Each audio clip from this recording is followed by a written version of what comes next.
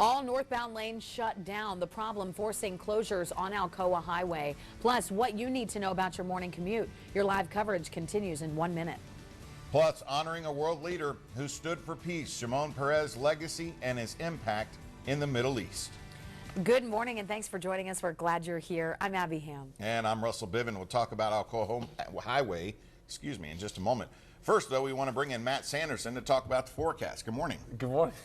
The forecast looks excellent. Hey, did you guys think yesterday felt pretty comfortable outside when you went outside? Mm-hmm. Sure. Okay, well, this morning a little bit cooler. We're looking at temperatures in the mid-40s in the plateau, mid-50s to near 60 in Knoxville. And yeah, 24 hours ago we were warmer. And if you look at the 24-hour temperature change, we're anywhere between 3 and 15 degrees cooler now as opposed to just 24 hours ago. So clear skies right now, and drying air has allowed those temperatures to drop on down. We're going to be dry throughout a vast majority of the day. Mid-70s to lower 80s this afternoon across the valley. Mid-70s in the plateau this afternoon. A late chance of rainfall moves in. We talk about it more coming up here in just a few. Abby and Russell. We do have some breaking news to tell you about this morning. Crews are working the site of a massive sinkhole north of UT Medical Center. All northbound lanes of Alcoa Highway are shut down. At least one southbound lane is also closed. WBIR 10 News reporter Brandon Bates live from Alcoa Highway this morning. Brandon, what does the scene look like now?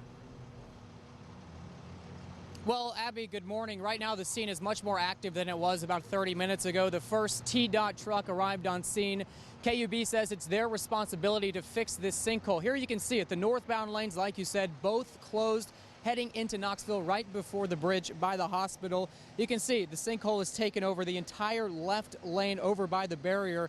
And I talked to KUB around 5 a.m. They've been here all night working on a separate issue, a water main break that's about 60 feet from the sinkhole. And they watched this develop within the past few hours. They say the sinkhole, the state's responsibility. And like I said, TDOT just started to show up. But for now, for all those who take Alcoa Highway, northbound lanes again going towards Knoxville are closed. One southbound lane remains open. Of course, over on Fox 43, we will have much more about this sinkhole. But for now, we're going to toss it over to Ed Rupp to see where people can go if they are going to encounter this sinkhole or not. Ed?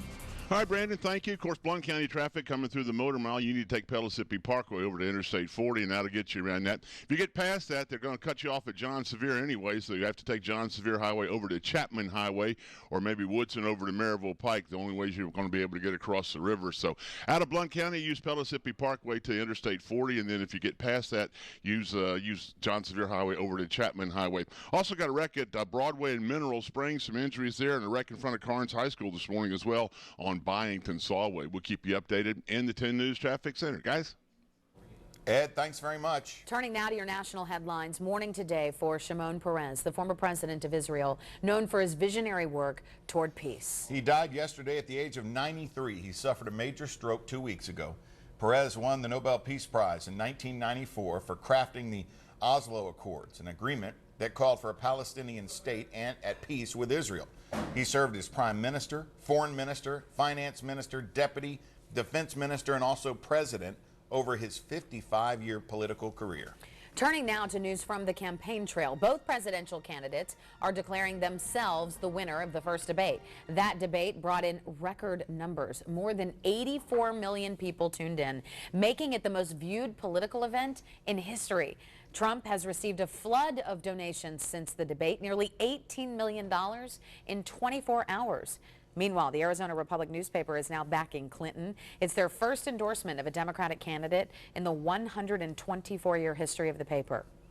UT continues to compete with Florida to get students registered to vote. The two schools are competing in a voter registration drive, and tonight the Baker Center hopes to pull away with the lead with their Voter Palooza event. You can hear from students representing the presidential candidates and with information on a range of issues. The so-called political engagement fair runs from 6 to 7, and there will be a debate at 7:30. Well, the government still heading towards a possible shutdown. The Senate blocked a spending bill that would have kept it open beyond Friday's midnight deadline. The 45 to 55 vote stalls the stopgap bill for now. Most Democrats voted against it because it does not provide money to fix the water problems in Flint, Michigan. Republican leaders are promising to address that issue after the election. The bill's failure also puts money in jeopardy to help with Louisiana flooding and the fight against Zika. We turn now to your top stories of the morning. A smoother ride is coming soon to a heavily traveled stretch of Kingston Pike. Great news, but there's going to be some traffic issues. A 1.8-mile stretch between Neelan Drive and Towanda Trail is being resurfaced.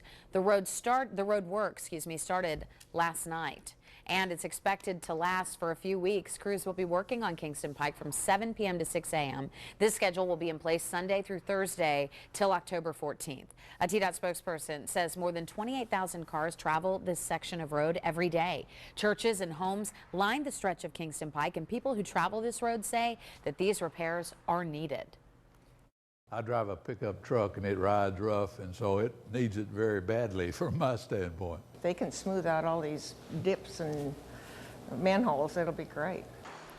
You can check traffic and road conditions on the resurfacing project with the TDOT SmartWay system. We have a link to that on our website, WBIR.com. All right, a lot going on this morning. It is 6:06. Still to come on 10 News today, a possible glimpse into the future. One man's plan to send humans to live on Mars. The reason he says it is not that far-fetched, and how you can watch a movie if you're on board. A very long movie. The jet stream pattern shows cooler temperatures building back into East Tennessee, especially for Thursday and also for Friday. This weekend and next week, though, yeah, warming temperatures back to the 80s. We talk more about it and the chances of rain all coming up here in just a few. Stay with us.